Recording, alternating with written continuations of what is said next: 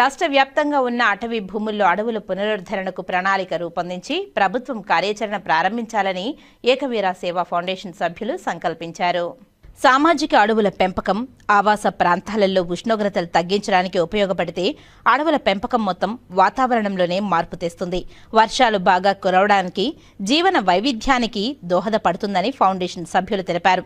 ఆదివారం ఉదయం రామచంద్రాపురం మండలంలోని రాయల చెరువు కట్ట సమీపాన యోగుల పర్వతం పైన రావి చెట్లు, మర్రి చెట్లు మరియు ఇతర చెట్లను నాటారు.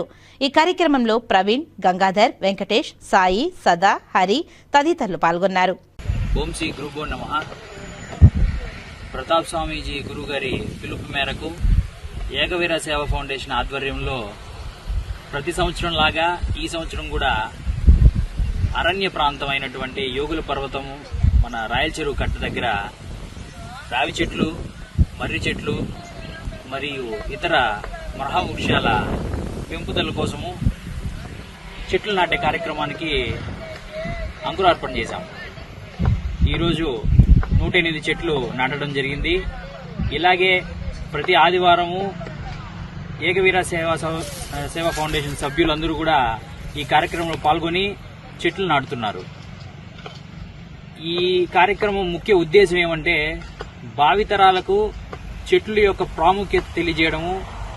ఈ చెట్లు నాటే కార్యక్రమానికి ప్రతి ఒక్కరూ సన్నద్ధమయ్యి వాళ్ళ ప్రాంతాల్లో అంతరించిపోతున్న అరణ్య ప్రదేశాలలో చెట్లు నాటి అభివృద్ధిలోకి తీసుకురావాలని ఒక సందేశం ఇవ్వడం కోసం ఈ కార్యక్రమం చేయడం జరుగుతోంది.